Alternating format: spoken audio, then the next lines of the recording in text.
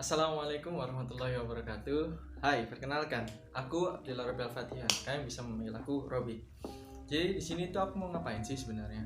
Jadi di sini awalnya aku akan menjelaskan tentang pandemi saat ini yaitu COVID-19. Jadi apa itu COVID-19? COVID-19 adalah sebuah penyakit yang dimana pada akhir tahun 2019 itu muncul yang bermula di daerah Wuhan, tepatnya di Cina, di negara Cina. Jadi penyakit ini tuh sebenarnya penyakit yang disebabkan oleh virus. Penyakit ini masuk pada awal bulan 2020 di Indonesia, dan sejak saat itu seluruh dunia sudah diselimuti dengan kondisi pandemi wabah virus COVID-19 ini. Jadi banyak hal yang ingin saya bahas di sini, terutama yang pertama adalah bagaimana sih pengamatan dan pengalaman saya selama COVID-19 ini. Sejujurnya saya ini mengalami COVID-19 sejak kelulusan saya SMA dan mulai masuk ke perkuliahan. Bang, bagaimana Bang kondisi Indonesia saat ini ketika pandemi dimulai? Jadi kondisi Indonesia pada saat awal mula pandemi COVID-19 ini banyak sekali yang berpengaruh dalam sektor-sektornya. Yang pertama bisa dilihat dari sektor sosialnya. Orang-orang sekarang itu mulai berjarak, kemudian harus memakai masker wajib 3M, memakai masker, mencuci tangan, kemudian mengecek suhu badan dan menjaga jarak.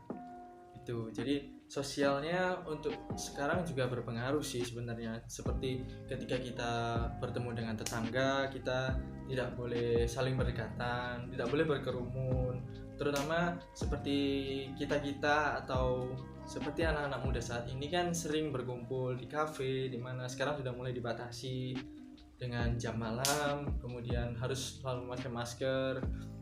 Apalagi sekarang kondisinya kan terbaru ini ada virus terbaru ya, virus COVID-19 yang Delta. Itu penyebarannya lebih cepat, kemudian diwajibkan untuk memakai double masker. Bagaimana coba rasanya double masker ya kan? Udah engap, susah nafas gitu kan. Kemudian tidak hanya di sektor sosial, ada juga di sektor pendidikan.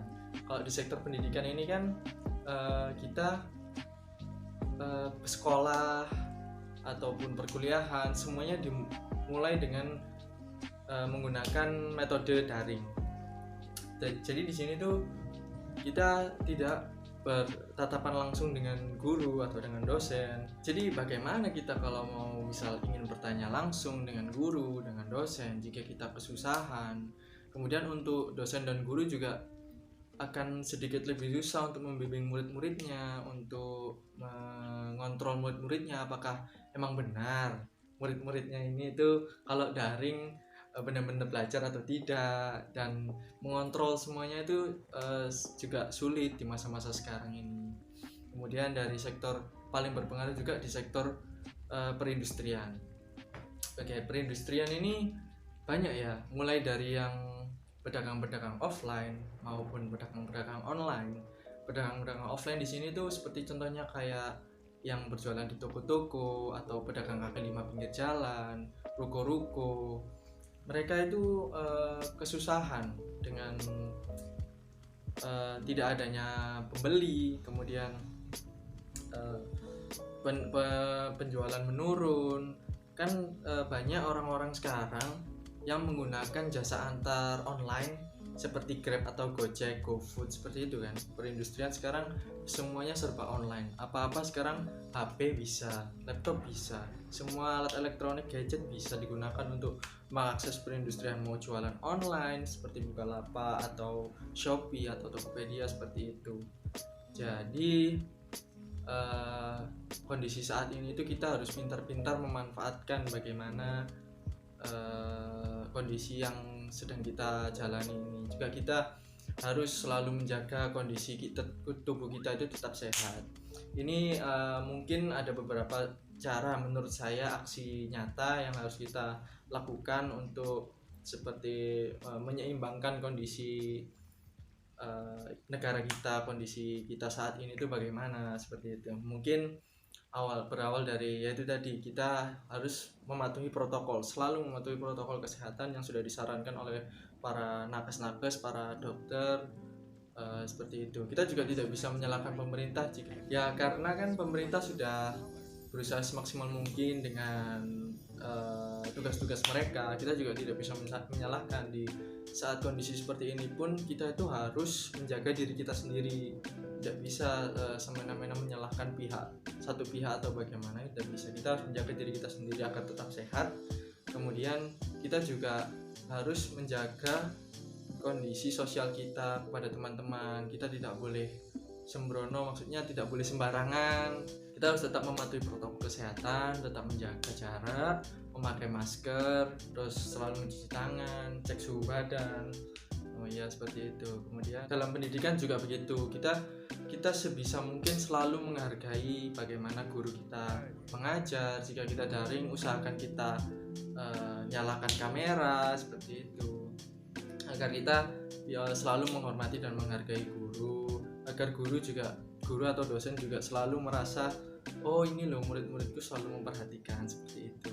Kemudian di sektor perindustrian itu bisa ya kita memanfaatkan bagaimana kondisi saat ini. Seperti sekarang kan banyak yang berjualan seperti masker ataupun hand sanitizer. Kita memanfaatkan kondisi-kondisi seperti ini agar perekonomian kita tidak goyang. Ya mungkin emang pada saat awal pandemi banyak sekali yang berpengaruh. Kemudian banyak orang-orang yang di PHK dari pekerjaannya. Ya tidak bisa dipungkiri juga, karena kondisi kita saat ini sedang melawan wabah COVID-19. Jadi mau bagaimana juga kita harus beradaptasi dengan kondisi yang baru ini, seperti itu. Kita memanfaatkan gadget kita, gunakan dengan yang positif, dengan berjualan, berdagang melalui online, seperti itu.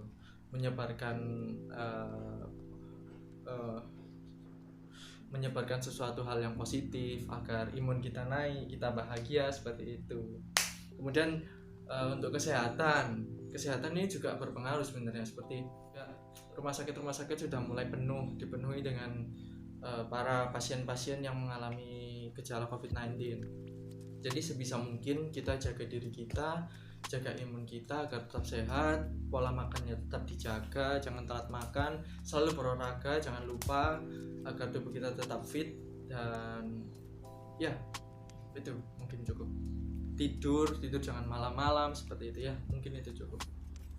Jadi untuk kondisi saat ini perlu kita ketahui, sekarang kan kita menjalankan kondisi new normal. Kita harus bisa beradaptasi dengan itu. Kemudian kita harus tetap semangat, jangan goyang lah, jangan putus asa dengan adanya kehadiran COVID-19 ini membuat kita semakin ketakutan atau bagaimana atau panik. Jangan seperti itu. Kita harus tetap menjalankan kondisi kita seperti bagaimanapun agar tetap survive.